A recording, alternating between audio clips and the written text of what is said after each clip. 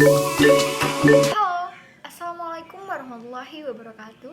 Saya Adela Nurdulfana, biasa dipanggil Adel. Saya dari kelas A2 Ilmu Hukum dengan NPM 2012-00000136. Di sini saya akan mempresentasikan tugas dari dosen pengampu Bapak Saiful Firdaus SSDSH, di mana saya akan memaparkan mengenai kesetaraan kedudukan di hadapan hukum dan prinsip hak asasi manusia. Keduanya yang saling berkesinambungan. Equality before the law itu adalah kesamaan di hadapan hukum, di mana setiap warga negara mempunyai hak yang sama dan kedudukan yang sama di hadapan hukum. Jadi, setiap aparat penegak hukum wajib memberlakukan yang sama kepada seluruh lapisan masyarakat, dari segi status sosial, kedudukan ekonomi, hingga politik seseorang. Karena setiap orang mempunyai hak yang sama, negara pun sudah menjamin dan memberikan ruang-ruang khusus untuk semua warga negaranya. Dalam hal ini, asas equality before the law menjadi kata kunci penting agar setiap orang mempunyai kedudukan yang sama di depan hukum. Pada pasal 27 ayat 1 yang berbunyi, segala warga negara bersamaan kedudukannya di dalam hukum dan pemerintahan dan wajib menjunjung hukum dan pemerintahan itu dengan tidak ada kecualinya. Apa maksud dari pasal tersebut ya? Nah, maksud dari pasal tersebut bahwa jaminan hak warga negara atas kedudukannya itu sama dalam hukum dan pemerintahan serta menunjukkan adanya keseimbangan antara hak dan kewajiban yang tidak ada diskriminasi. Mari kita merefleksikan diri kita atas kondisi di sekitar kita di negara tercinta ini, mengharap kita semua mampu menghayati semboyan bangsa, yaitu Bhinneka Tunggal Ika yang terdapat dalam dasar negara kita, Pancasila. Momen lahir Pancasila diperingati pada tanggal 1 Juni.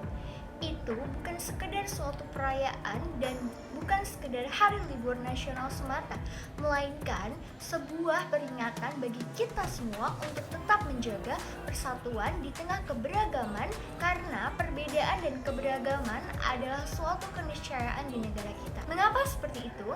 Karena negara kita, negara Republik Indonesia, terdiri dari banyak suku, bahasa, budaya, ras, dan agama. Oleh karena itu, persatuan dapat diwujudkan salah satunya melalui hukum yang mampu tegak tanpa diskriminasi. Nah, mengenai asas kesetaraan dan kesamaan di hadapan hukum dapat diterapkan di dalam kehidupan kami semua. Yang pertama, di bidang sekolah, siswa harus menjaga suasana kondusif dalam belajar mengajar, sehingga guru dan siswa dipandang sama. Di bidang keluarga, antara anak dan orang tua memiliki kedudukan yang sama dalam hukum, misalnya membayar pajak. Apabila anak sudah bekerja nantinya, maka tidak ada alasan bahwa orang tua harus membayar pajak lebih tinggi dari sang anak. Di bidang masyarakat, tiap orang meski menjabat sebagai pemimpin masyarakat seperti halnya lurah, camat, bupati, gubernur, bila terinfeksi melanggar hukum akan tetap diproses sesuai aturan hukum, lalu memberikan layanan kesehatan yang sama pada warga negaranya. Sedangkan di bidang negara, tidak ada lembaga negara yang kebal hukum meskipun ia bekerja untuk DPR atau lembaga hukum seperti MK. Apabila terlibat kriminal, maka akan tetap diproses pula. Dalam kesetaraan kedudukan di hadapan hukum, disebutkan bahwa kesetaraan itu tidak ada perbedaan antara warga negara yang satu dengan yang lainnya, harus tegak tanpa adanya diskriminasi. Nah, ini adalah salah satu contoh prinsip HAM. Yuk kita pelajari. Sebelum kita ke prinsip HAM, apa sih HAM itu? HAM yang melekat pada manusia, karena hanya manusia yang memiliki hak asasi, dan karena hanya manusia yang memiliki kedudukan yang sama, melintasi perbedaan agama, ras, kelas, maupun kasta, dan karena telah ada sejak seorang manusia masih berada dalam kandungan ibunya hingga ia lahir, dan sepanjang hidupnya hingga pada suatu saat ia mati. Dan karena hak asasi bukan pemberian siapa-siapa, dan yang melekat pada manusia bukan pula karena agama, suku, bangsa, ras, maupun gender, akan tetapi karena kemanusiaannya. Berikut pemaparan prinsip hak asasi manusia. Terdapat 3 prinsip dasar hak asasi manusia.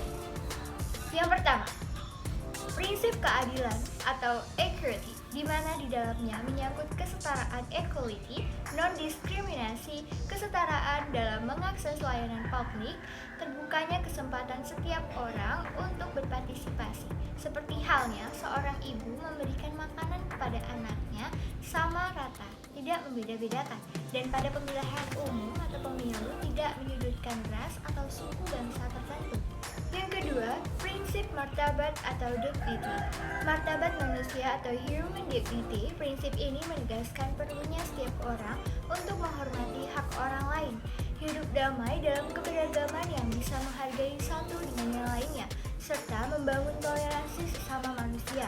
Menghormati sesama manusia tanpa membeda-bedakan agama, kedudukan sosial, warna kulit, suku, dan bangsa. Semisal, kita bergaul dengan teman yang berbeda agama, ketika misalnya berbeda pendapat pula tentang Tuhan kita, janganlah saling mengolok-ngolok, tapi salinglah memahami. Dan ketika kita bergaul dengan teman yang berbeda ras, misalnya perbedaan kulit putih dengan kulit hitam, jangan ada yang saling mengolok-ngolok. Dan yang ketiga atau yang terakhir, prinsip humanity. Humanity atau prinsip kemanusiaan. Prinsip kemanusiaan ini bertujuan untuk melindungi dan menjamin penghormatan terhadap manusia. Sekian, terima kasih. Itu saja yang dapat saya sampaikan. Semoga bermanfaat. Apabila kalian ingin lebih mengetahui mengenai persamaan kedudukan di hadapan hukum atau equality before the law, kalian bisa memanfaatkan media massa kalian agar kalian mengetahui banyak informasi dan wawasan di sana. Dan saya pribadi tidak akan menyebutkan subjek atau objek yang bersangkutan. Terima kasih. Wassalamualaikum warahmatullahi wabarakatuh.